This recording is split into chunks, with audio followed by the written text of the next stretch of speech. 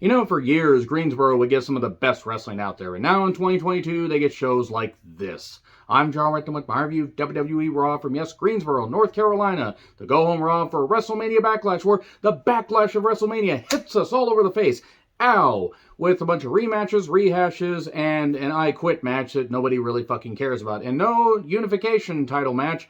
We're just getting a six-man match that might have been winner takes all, but maybe they'll add that on SmackDown because WWE sure loves to throw things in last minute. Just throw them right at us. Ow, need to stop doing that.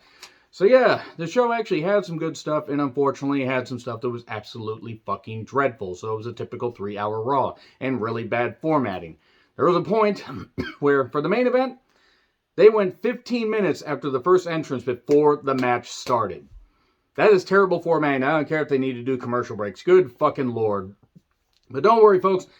WWE and wrestling all over will distract us from the fact that the Supreme Court may overturn Roe versus Wade. If you don't know where Roe versus Wade is, ho ho ho ho, because apparently women's rights don't fucking matter in this goddamn country. There's that shirt. If you agree with them overturning Roe versus Wade, get the fuck off my channel and go back to the Handmaid's Tale cosplay that you want to be part of.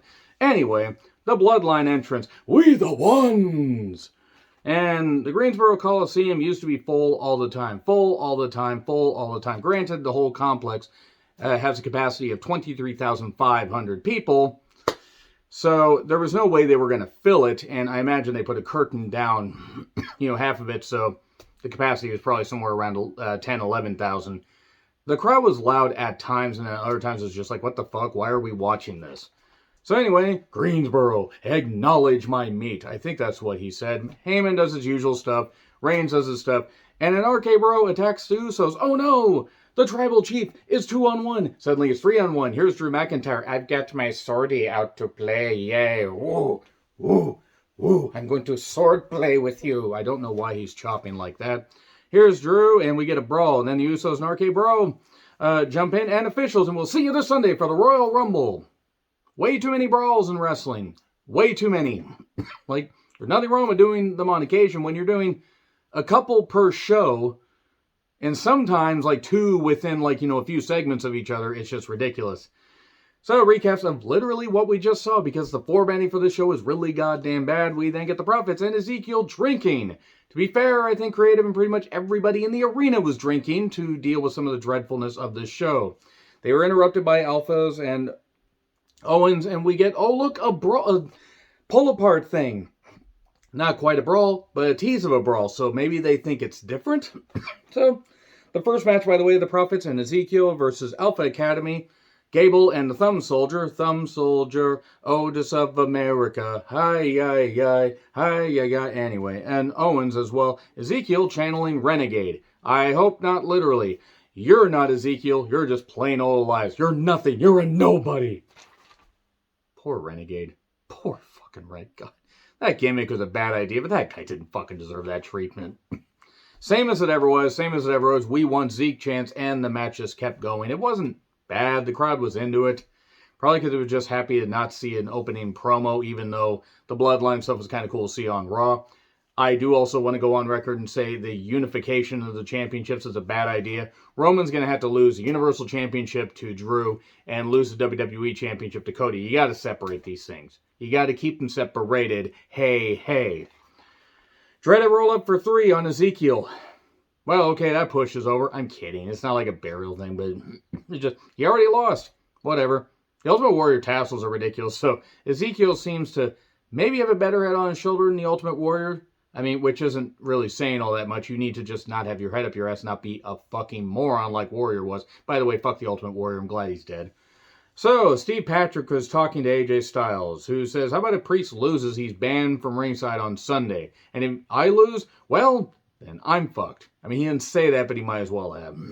Recaps of Sonya and Bianca and all the stuff they did. And then Carmella and Zelina being slapped. That was nice. Slapping a burnt piece of beef jerky and slapping somebody from Munchkinland. From now on, she'll be history. So, Pierce is talking to Sonya. You're being investigated. You get to be in a 6-woman tag, and you are stripped of your executive order. Sorry, Sonya and stripped, and I suddenly got distracted. So, it's in a 6-woman tag, main event. Cool, the women are going to main event. They're going to put a good show in front of them, right? Ha ha ha ha. No, they didn't put a good show in front of them at all. Terrible, isn't it? So, Veer came all over a guy named Bert Hansen or Bert Benson. I don't really care. Nothing against the guy. Mauling, he clutches him for the win and then keeps coming and coming and coming all over his back until the officials have to pull him up. So he won't, because he kept coming. He kept coming to the point this guy's back was covered. He couldn't have a splash guard or anything. A raincoat wouldn't have been able to stop the splashing from all the times that Veer came all over him. Edge promo. He knocks Greensboro, calls him Lemmings, and now I want to go play that Lemmings game that I used to have on my computer. Except that was an old computer, that was an old game, and Lemmings was kind of shit. Why would I want to play that? The Pain and Judgment community. So yeah, the crowd booed.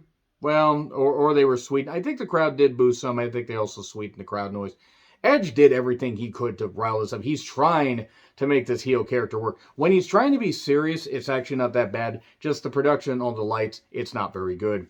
Styles took on Priest in a match that wasn't dull. There was a lot of shoulder focus on Priest because if you remember, they attacked him with the lighting crew being in cahoots, and they slammed him in a toy. They slammed his shoulder in a toy chest thing that's in a locker room for some reason.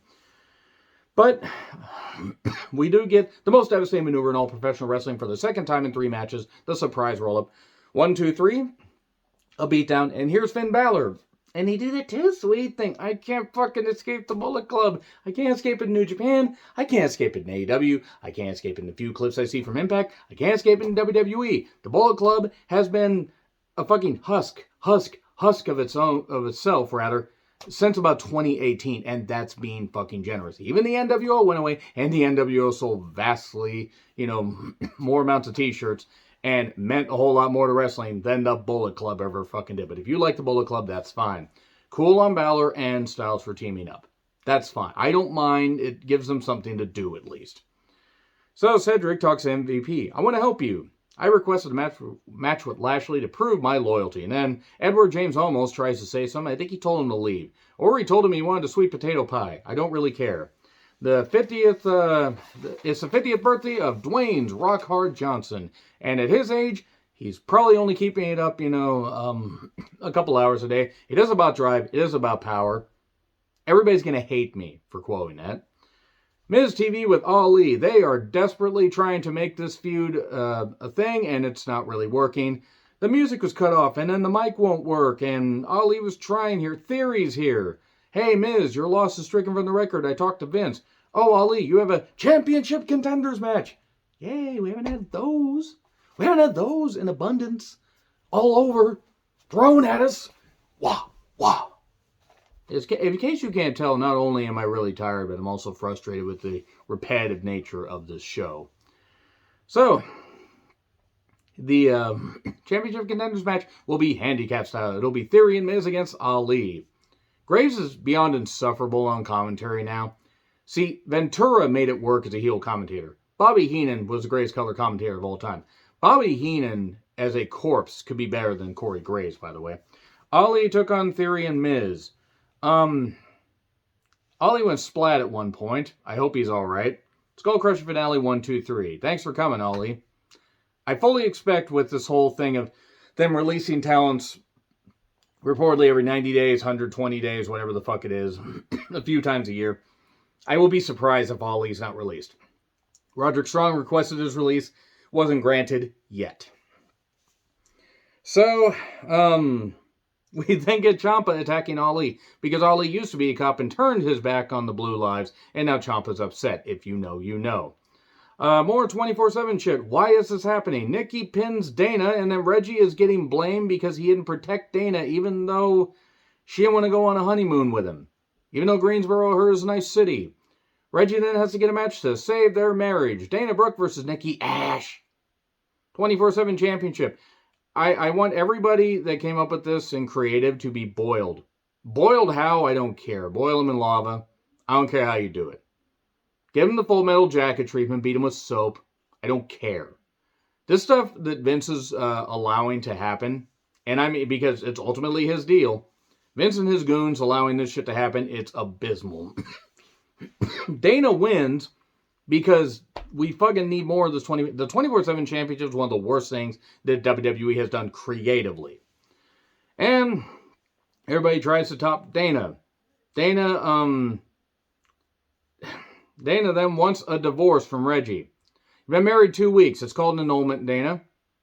I'm pretty certain the creative has screwed her mind up, but that is how these things work. It's also funny that Cody, of all people, is giving marriage advice, considering he abandoned his wife with 3 kids. One that has some developmental issues, I believe, or something. I forget exactly. It was on a 30 for 30 thing. And I remember they had a son that had some issues that hopefully, he's able to live, grow with, and everything, and be good, and, and be able to have a productive life. But Cody, of all people, giving marriage advice when he abandoned his wife and went with a burnt piece of beef jerky. No, I don't fucking care. I'll fucking say that, whatever. You be happy with whoever the fuck you want. But maybe don't be transparent and don't think that you're better than you actually are. Like Cody, who is a terrible wrestler and was a good commentator and now is abysmal. So, Gem and Hollowbecks is backstage, referring to how she told Asuka, you go be a warrior, I'm going to go be a mother. But then she's upset, and she wants to just destroy her. Shoulder pads for days is what I wrote down here. Seth freaking Rollins freaking appreciation freaking night freaking. But first we get Drew and Roman recaps, because we get recaps on top of commercial breaks on top of padding. So, the pastel fern suit was weird. He is the spotlight. Cody chants, and then adrenaline in my soul. Greensboro crowd's out of control. Cody's promos are way too rehearsed and scripted to the point. He comes off trying to sound smarter than he really is, when Cody can be a good natural speaker and obviously does have some passion for wrestling, and it means a lot to him to do what his dad couldn't, win the WWE Championship. His promos are too rehearsed. Rollins calls Dusty an egomaniac. He wasn't wrong. Dusty was one of the best, but he was also an egomaniac. We get a brawling Cody cutter while wearing a suit. That was impressive. Lashley, he has a little podium. A little podium now. Yes, the almighty podium. I don't know why I'm talking like that. I could work out for 3 years and not be able to even hit 1% of the double bicep that Bobby Lashley hits. Bobby Lashley's a freak of nature. More 50th birthday celebration of Dwayne's Rock Hard Johnson. Cedric versus Lashley. Edward James Olmos' music distracts. MVP shouts, lets it all out. At one point, Cedric tries, he targets a knee, but gets slammed into the post, spear by Lashley, and then the hurt lock. And there you go. Then we get recaps of Liv and Rhea. Liv is a good speaker, but just the scripted stuff's ridiculous. She tried to make this work. She did say, it was Rhea that got pinned and everything, mentioning that Rhea got topped by another woman or whatever. Giggity. But we then get a backlash rundown. Then Becky makes her entrance 31 minutes ago, and we go to break. Recaps of 24/7 stuff. Truth and Reggie backstage while Becky is still in the ring. And Reggie didn't sign a prenup, so apparently Truth is a divorce attorney. I don't know why, and I don't care. Nikki's upset, and Pepper Niven shows up and says, are you ready to stop joking around? She says this while wearing enough glitter to basically make anybody that made the movie Glitter say, okay, lass, that's a bit much. But I guess they're going to stop messing around. Good. Can they go get better gimmicks and go somewhere else and get better and get more, maybe a good amount of money and a better schedule and not be treated like cartoon characters? Either or at this point. Rhea, this comes out of my paycheck. If I had a girlfriend, she'd kill me. So Rhea cries, Sonya, Jesus Christ, God, so much nice leather and Sonya may be the most naturally beautiful woman on the WWE roster, and that's all due respect to every single woman there. Liv was clapping, and then we get an Asuka entrance, Bianca entrance. As for Liv, Kier, you stop thinking about it. I know you're thinking, you stop thinking about it, you stop it, you get some help. I do wonder if Asuka would let me be that mask on her face, but you stop it, Kier, you get some help. So, Asuka, Liv, and Bianca versus Becky, Rhea, and Sonya. There are 16 minutes left in this show. Becky made her entrance with 31 minutes left. 16 minutes left. 15 minutes they wasted. Yes, I get that they have to have commercials and stuff like that. You didn't need to do this Truth Reggie stuff. Yes, the women got some time, but by this point, even though the crowd was into it, Liv got a chance to shine. And it was good stuff. And Liv even got the win by topping Sonya. Great. I'm glad the women main evented. It's sweet fucking Christ, they gotta figure out how to format these shows better. God damn it. That being said, Raw is still leagues better than SmackDown, but you can be leagues better than the most boring WWE show that isn't NXT 2. Well, it isn't. It's the most boring of the two main roster shows, and you can still not be that good, even though there's some good on it. So anyway, agree, disagree what I said, like, share, subscribe, Twitter handle in the description. I'm John Ritland. The Supreme Court people that voted to overturn Roe versus Wade possibly can go so to fucking hell. I hope you rot from the inside out. See you soon.